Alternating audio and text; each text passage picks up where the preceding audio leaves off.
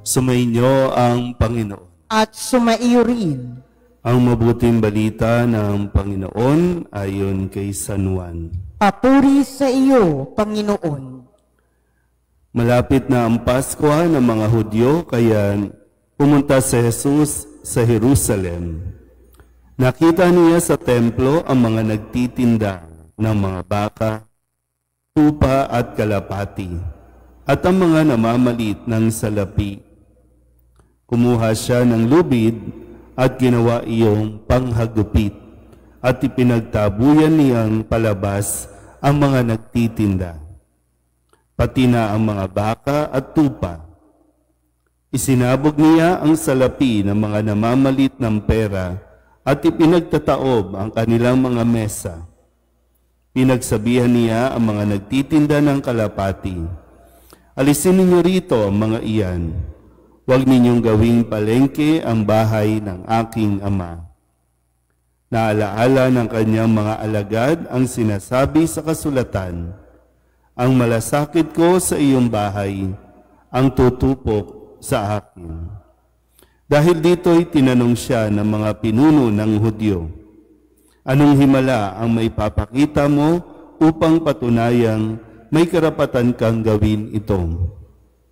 Sumagot si Jesus, "Gibain ninyo ang templong ito at sa loob ng 3 araw ay muli kong itong itatayo."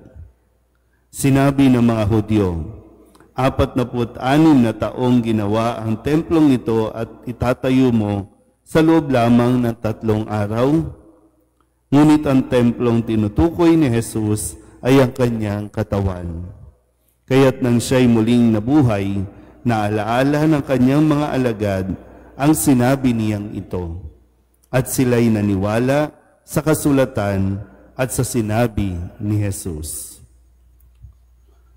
Ang mabuting balita ng Panginoon. Pinupuri ka namin, Panginoong Hesukristo.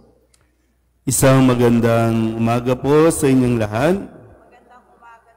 Ngayon po ay Miyerkules at tayo nasa 2nd linggo ng panahon ng Adbyento, at ngayong araw na ito ay ating ipinagdiriwang dito sa ating bansa o dito sa Archdiocese ng Maynila ang pagdiriwang ng pagkakatalaga ng ating pong katedral, ang Manila Cathedral, na kung saan, ko alam kung ilan sa inyo ang nakaabot sa kung anong itsura ng Manila Cathedral bago ang panahon ng Hapon, nung panahon ng Hapon at pagkatapos ng gera. Sino bang buhay na nung panahong iyan? Walang umaamin, no? Pero mahalaga po ang ating pong katedral, no? Dahil yan po ang luklukan ng ating mahal na obispo, ang ating kardinal, at yan po ang nagiging pinakaina ng lahat ng simbahan dito po sa ating archdiocese, no? Kaya ngayon ay pinagdiriwang natin at ginugunita natin ito. Ito yung nag-unite sa lahat ng simbahan, at kapag nagsalita ang kardinal, gamit ito ay atin itong dapat na pakinggan at dapat na sundin. Kung kaya't ang mensahe po ng ating ebanghelyo sa araw na ito kung saan ipinakita ni Jesus ang kanyang malasakit sa templo, kahit na itong malasakit na ito ang magdadala sa kanya sa parang kapahamakan, no? Dahil ikagagalit ito ng mga taong masasagasaan ng kanyang paglilinis. Na gano'n naman talaga, no? Talagang may masasagasaan ka kung ipapakita mo ang pagpapahalaga at yung bang pagkikir, malasakit, no? sa simbahan, lalo na kung nawawala na sa pinaka-purpose ang isang templo o isang simbahan.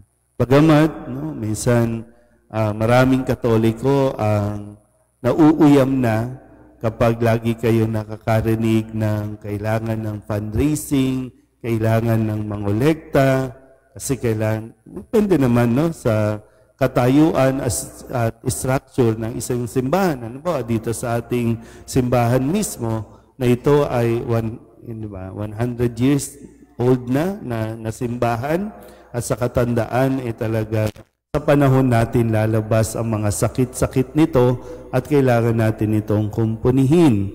At tayo bilang mga bahagi ng simbahan, bukod sa Manila Cathedral, ang isang simbahan, dapat tayong nagmamalasakit. Dapat din tayong tumutulong upang mapanatili ang pagsasaayos at bukod sa structure, siyempre, yung mga naglilingkod o yung mga namamahala sa isang simbahan.